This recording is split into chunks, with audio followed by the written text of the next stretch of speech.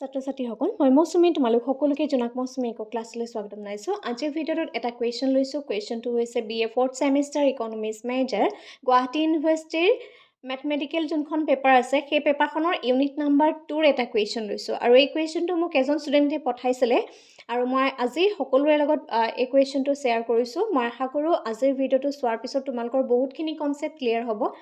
বিশেষকৈ বহুত ষ্টুডেণ্টৰ ইকনমিক্স যদিও মেজৰ লয় মেথমেটিকেল বেকগ্ৰাউণ্ডটো নাথাকে, গতিকে ইকনমিক্সৰ বেছিকৈ টান বুলি ভাবা সেইটোৱে কাৰণ যে মেথছৰ পেপাৰখন আছে বা ষ্টেটিষ্টিক্স আছে। কিন্তু আমি যিমান পাৰোঁ ইজি ৱেত মেথছখিনি শিকিবলৈ চেষ্টা কৰিছোঁ। গতিকে আজিৰ কুৱেশ্যনটোত ষ্টুডেণ্টজনে টান বুলি ভবাৰ মেইন কাৰণটো হয় যে এই কুৱেশ্যনটোত আমাৰ দেখাত ভগ্নাংশত থকা নিচিনা আহিছে। ডেট মিনছ 1/x ফৰ্মত আছে। ছেকেণ্ড কথা, কুৱেশ্যনটোত এটা লগ আছে। থাৰ্ড কথা যে ইয়াত এটা স্কোৱাৰটো আছেই আৰু তাৰ লগতে আৰু এটা 4টো আছে পাৱাৰ। ঠিক আছে, গতিকে তেনেধৰণৰ কুৱেশ্যনখিনি আমি কেনেকৈ ছল্ভ কৰিম, ভিডিঅ'টো শেষলৈকে চাবা, ইম্পৰ্টেণ্ট হয়। এতিয়া চাম, আমি যেতিয়া ইয়াৰ সলিউশ্যনটো দিম প্ৰথমতে লিখিম যে গিভেন আমাক কি দিয়া হৈছে। আমাক এটা ফাংচন দিয়া হৈছে। গিভেন ফাংচনটো হৈছে y = প্ৰথমতে ফাংচনটো আমি লিখি ল'ম। ফাংচনটো হৈছে log 4 - 2x প্লাছ x², তাৰ ওপৰত পাৱাৰ 2 আছে। ঠিক আছে, তাৰপিছতে কিন্তু আমি এই লগৰ ব্ৰেকেটটো ক্লোজ কৰি দিয়াৰ পিছত তাৰ ওপৰত পাৱাৰ কিন্তু 4 আছে। ঠিক আছে, এতিয়া আমাক কি উলিয়াব লাগে? আমি উলিয়াব লাগে dy/dx, যোনটো আমি ভেলুটো নাজানো। এতিয়া আমি dy/dxৰ ভেলুটো ওলাব লাগে। এতিয়া চাবা, dy/dxৰ ভেলু যেতিয়া উলিয়াবা, d/dx তাৰ ঠাইত তুমি এই xৰ যোনটো ফাংচন, y যোনটো ফাংচন তোমাক দি থোৱা হৈছে, y ফাংচনটো এইখিনিত কি কৰিব লাগিব? তুমি বহাব লাগিব। y ফাংচনটো বহাবলৈ হ'লে y ফাংচনটো বহাই লোৱা। y ফাংচনটো ব্ৰেকেট দিয়া, লগ আমাক দিয়া হৈছে 4 - 2x প্লাছ x² তাৰ স্কুৱাৰ এণ্ড ব্ৰেকেট ক্লোজ কৰিলে 4 হ'ব 1। গতিকে এই ফাংচনটো আমি কৰিব লাগে।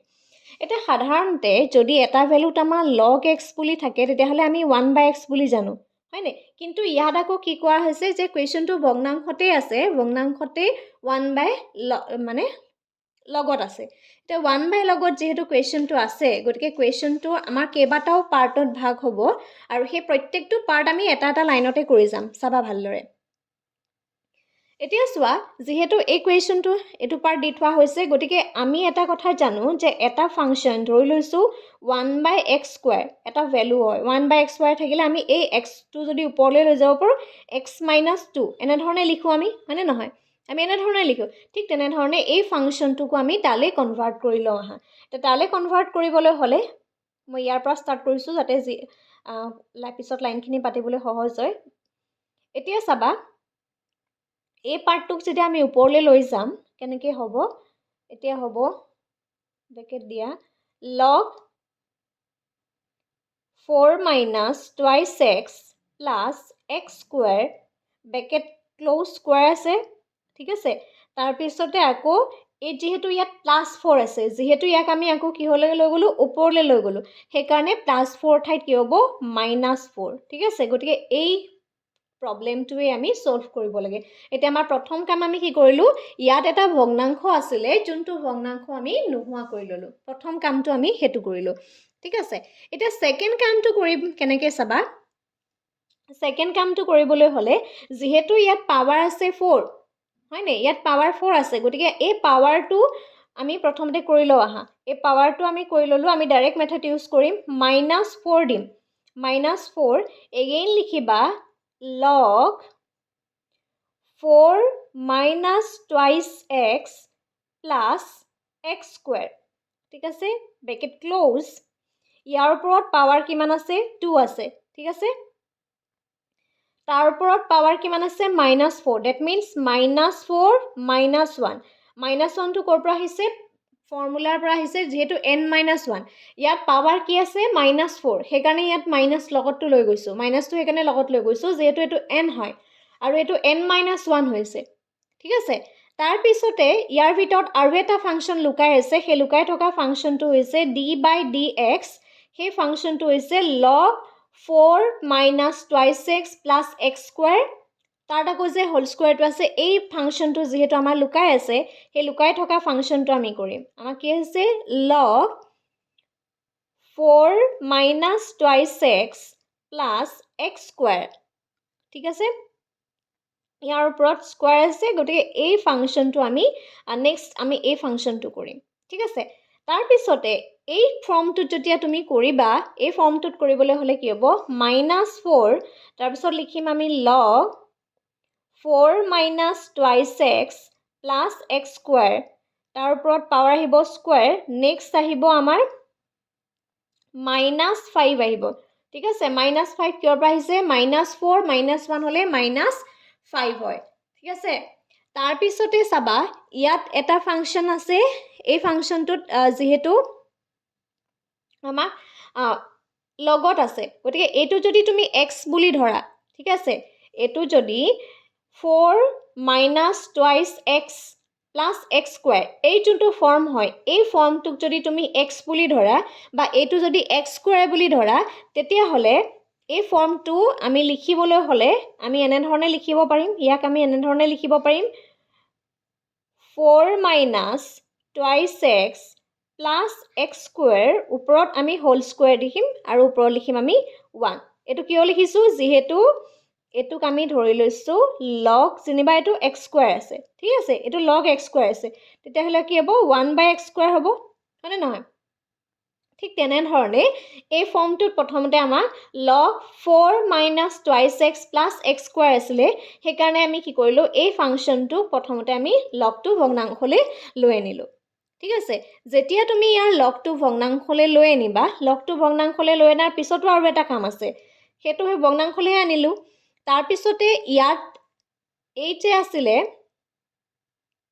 স্কোৱাৰটো ঠিক আছে ইয়াত এটা স্কোৱাৰ আছিলে দেখিছানে এই স্কোৱাৰটো লগত এই যোনটো ফৰ্ম হয় ঠিক আছে লগৰ কামটোহে কৰিলা কিন্তু এই ভিতৰৰ পাৱাৰটো কামটোতো আমি কৰা নাই গতিকে সেইকাৰণে এইখিনিত আহিব 2 আহিব 4 minus twice x plus x square that means 2 minus 1 এইটো ফৰ্মুলাৰ পৰা আহিছে তাৰ পিছত ভিতৰত খালি যোনটো পাৰ্ট থাকি গল সেইটো আকৌ বেলেগে ডেৰিভেটিভ কৰিব লাগিব dy by dx 4 minus twice x plus x square এই ভিতৰৰ যেটো খালি ফৰ্ম অবশিষ্ট যোনটো ৰৈ গল সেইটোকো কিন্তু আমি আকৌ এক্সট্ৰাকে ডেৰিভেটিভ কৰিব লাগিব আই হোপ সকলোৱে দেখা পাইছা সেইটোকো আকৌ এক্সট্ৰাকে ডেৰিভেটিভ কৰিব লাগিব ঠিক আছে এতিয়া নেক্সট স্টেপত চাবা যেনেকে আমি log x কৰিছিলো 1/x বা এটো 1/x স্কয়াৰক আমি x minus স্কয়াৰ বুলি লিখিছিলো যেহেতু ইয়াত -5 আছে মানে এই যেহেতু -5 আছে গতিকে -5 থকাৰ কাৰণে আমি ইয়াক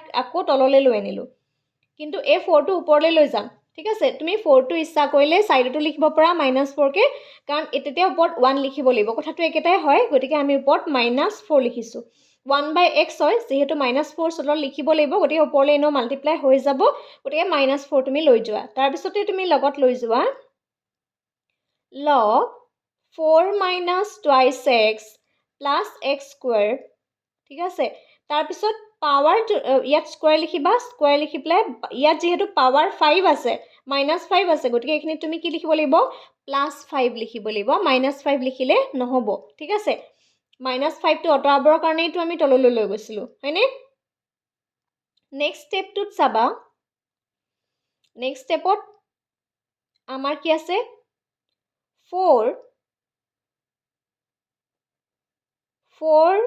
minus twice x plus x square ওপৰত আৰু এটা স্কয়াৰ আছে ঠিক আছে তাৰ পিছতে এটো আৰু এটা স্টেপ মই কৰি দিও বাৰু 2 আহিব 2 অহাৰ পিছত 4 minus twice x plus x square আৰু এটো 2 minus 1 হলে পাৱাৰ 1 হয় 1 টো আমি নিলিখো এটা ভিতৰত যোনটো ফাংচন থাকিলে সেই ফাংচনটো যেতিয়া তুমি ডেৰিভেটিভ কৰিবা ডেৰিভেটিভ কৰিলে 4 টো জাগাত 0 আহিব 2x ৰ জাগাত কি আহিব 2x 1 minus 1 আৰু x square জাগাত আহিব 2x 2 minus 1 নেক্সট লিখা question to long হয় কিন্তু টান নহয় দে next log 4 minus twice x plus x square pod square আৰু pod লিখিম আমি 5 ঠিক আছে এতিয়া চাবা নেক্সট ষ্টেপত এতিয়া তলত আমি লিখিম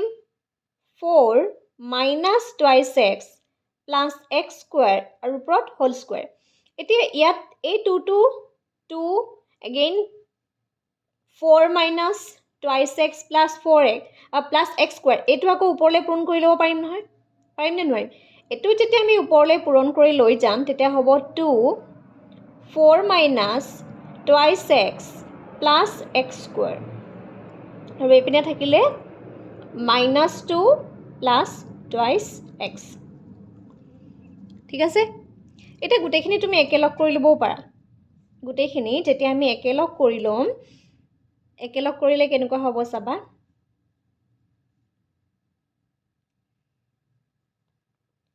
log 4 minus twice x plus x square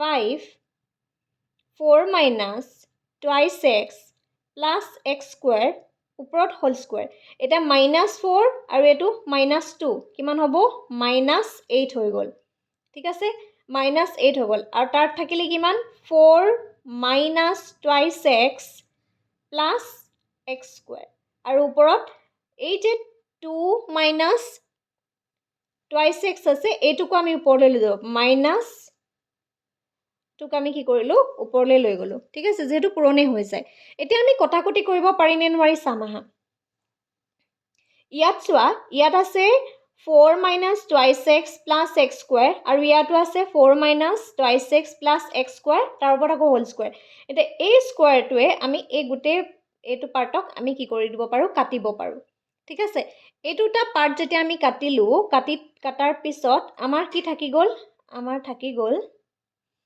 -8 এইটো তুমি এনেধৰণেও লিখিব পাৰা -2 আছে নহয় এতিয়া তুমি twice x -2 এনেধৰণেও লিখিব পাৰা খালি চাবা যে আগত কি সংখ্যা আছিলে এতিয়া ইয়াৰ আগত সাইন মাইনাস আছে গতিকে -2 দিছোঁ twice x ৰ আগত প্লাস আছিলে প্লাস দিছোঁ এনেধৰণেও হ'ব ঠিক আছে এতিয়া চাম log 4 minus twice x plus x square bracket whole square bracket 5 এটো root over মানে পাৱাৰত 5 দিব লাগিব তাৰ পিছত ৰৈ যাব 4 minus twice x plus x square ঠিক আছে এটো এনেধৰণে আমি কুৱেশ্যনবিলাক সলভ কৰিব পাৰোঁ ইম্পৰ্টেণ্ট হয় কুৱেশ্যনটো সকলোৰে লগত শ্বেয়াৰ কৰিবা কুৱেশ্যনটো বুজি পালানে জনাবা আকৌ কৈছোঁ ইকনমিক্স টান নহয় কিন্তু কনচেপ্টবিলাক তোমালোকে যিমান প্ৰেক্টিছ কৰিবা সিমানেই তোমালোকে নতুন নতুন আইডিয়াবিলাক পাই গৈ থাকিবা আৰু সেইকাৰণে মেথছৰ পেপাৰখন যিমান পাৰি তোমালোকে প্ৰেক্টিছ কৰিব লাগিব আৰু এনেধৰণৰ লগ বা ভগ্নাংশত থাকিলেই যে কুৱেশ্যনটো টান হ'ব বা পেপাৰ টান আহিছে সেইটো বুলি ভবাটো ভুল হয় গতিকে যিমান পাৰা সিমান প্ৰেক্টিছ কৰিবা আৰু ভিডিঅ'টো শ্বেয়াৰ কৰিবা আৰু আজিৰ কনচেপ্টটোৰ দৰে যদি আৰু কিবা তেনেকুৱা কনচেপ্ট লাগে তেতিয়াহ'লে তোমালোকে আমাৰ যোনটো হোৱাটছআপ নাম্বাৰ আছে তাতো তোমালোকে পঠাব পাৰিবা কিছুমান কুৱেশ্যন আমি যিমান পাৰোঁ সলভ কৰিবলৈ চেষ্টা কৰিম আৰু বাকী আমাৰ ছাবস্ক্ৰিপশ্যন কোৰ্চটো আছে আৰু কোৰ্চৰ ভিতৰত 4খন পেপাৰৰ সম্পূৰ্ণ নোটছ এণ্ড ভিডিঅ'ছবিলাক দিয়া হয় আৰু অনলি মেথছৰ যোনখন পেপাৰ আছে সেইখনো এক্সট্ৰাকৈ ল'ব পৰা যায় আৰু মেথছৰ পেপাৰখনত তোমালোকে 130 to 140 ভিতৰত ভিডিঅ' লাভ কৰিবা আজিলৈ ভিডিঅ'টো ইমানেই ধন্যবাদ